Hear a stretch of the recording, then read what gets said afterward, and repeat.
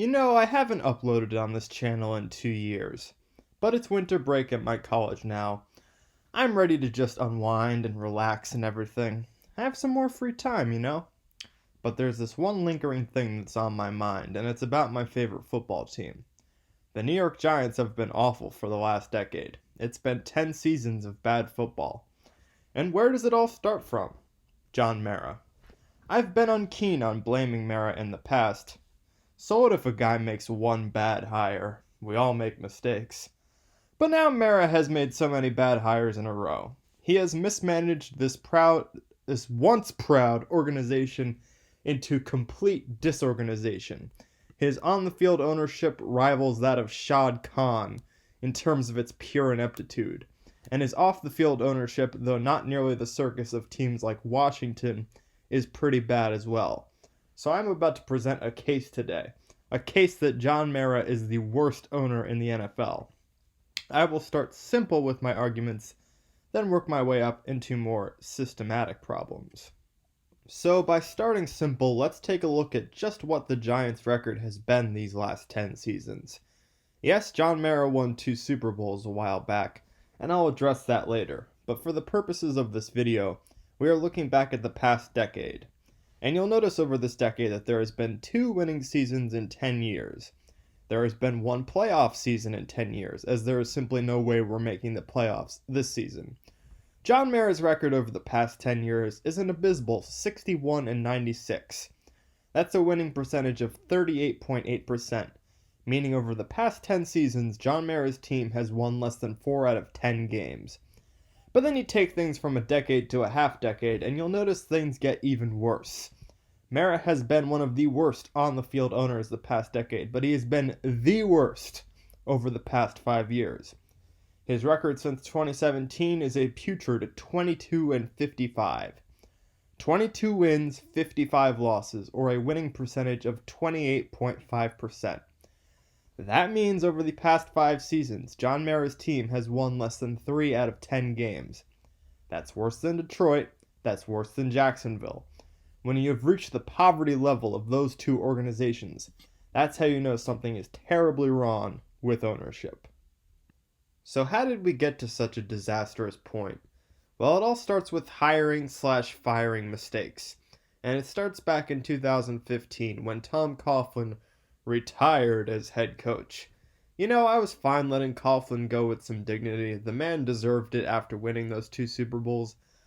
But Jerry Reese, his roster construction was the reason the Giants had 4 straight non-playoff seasons at that point. He drafted non-impactful players like Prince Amukamara, Marvin Austin, David Wilson, Ruben Randall, Ryan Nassib, and Owa Odigizua.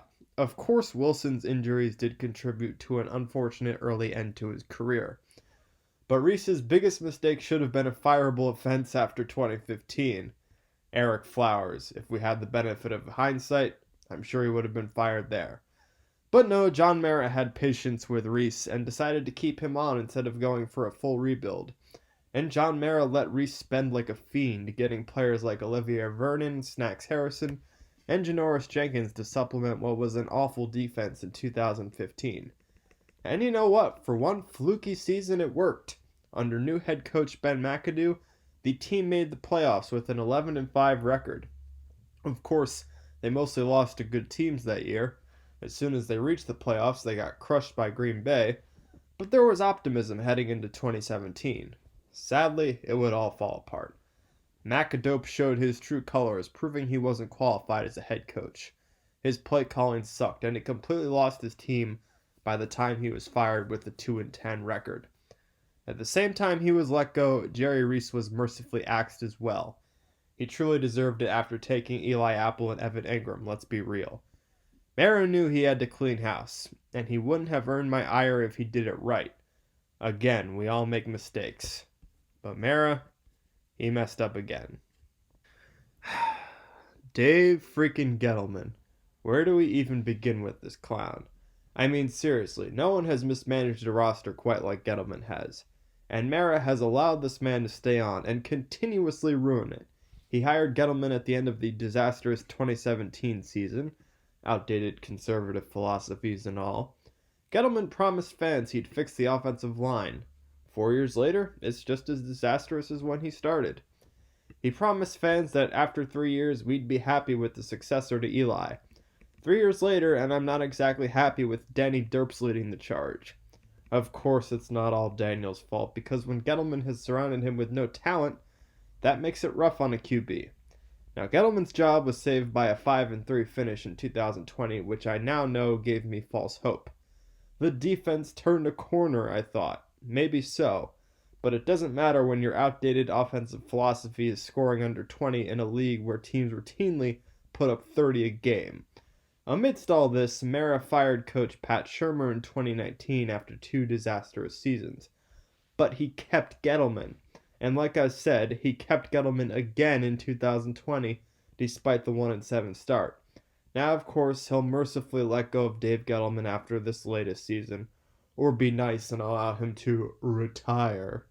But I'm worried he'll keep our current clown for a head coach, Joe Judge. More on that later. The Giants' website describes Mara as one of the league's most prominent and respected owners. If the whole respected part were true, his team wouldn't be an absolute clown show like it's been the past decade, as I've already established. His fans wouldn't be loudly booing him during the jersey retirement of a team legend at halftime in Week 3. And if you don't know what I'm talking about, they booed during Eli Manning's jersey retirement. Eli literally had to quiet the crowd down. But let's get into this whole prominence thing. Well, what is John Mara known for? He is known for being part of the competition committee. You know, the committee that was reactionary and thought challenging pass interferences would be a good idea. You know, the committee that pushed that terrible taunting emphasis. Or as John Mara put it, we get kind of sick and tired of the taunting that does go on from time to time on the field. And yes, I'm aware that there's coaches on the committee that also push this emphasis. But don't you think a 67-year-old man worth $500 million is the kind of guy that would push the NFL in a no-fun league sort of direction? I certainly think so. Mara would also probably be described as prominent for simply having the name Mara. His grandfather, Tim, established the team in 1925. His father, Wellington, saw the team through some of its glory days. Both owners are in the Hall of Fame, and both are probably rolling in their graves over what Johnny Boy has done to the team. So now that we've talked about Mara's prominence, let's get back to this idea of him being respected. Now, like I said in the beginning, this team circus is not nearly what it is in, say, Washington. But how about re-signing kicker Josh Brown despite knowing he was a domestic abuser? What a classy thing that a classy organization does. How about allowing the coaching staff to bench franchise legend Eli Manning, thus ending his starting streak, for Geno frickin' Smith? Again, what a classy thing that a classy organization does. Now, we often hear the word culture talked about in football, and Mara has created a toxic one. For example, Tom Coughlin refused to shake Mara's hand in a press conference, which shows you the kind of man that Mara is. Mara's lack of accountability has led to the culture of losing that has festered in New York over the past decade. Perhaps, though, someone may want to counter-argue all these points. Hell, Saquon Barkley said that booing Mara was unfair, as he says he has done a great job.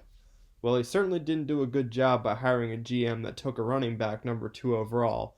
But anyway, that's a whole other topic. Has Mara done a great job in the past? Let's examine that. John Mara has won 2 Super Bowls with the Giants, Super Bowl 42 and 46. He was in year 3 and year 7 of his ownership, respectively, so he hadn't really had time to put his paws on the team. Tom Coughlin, he didn't hire him. Ernie Accorsi mostly put together that 2007 squad, and he didn't hire him either. He hired Jerry Reese to replace him in 07, and to be fair, Reese's drafts were good at the start of his Giants tenure.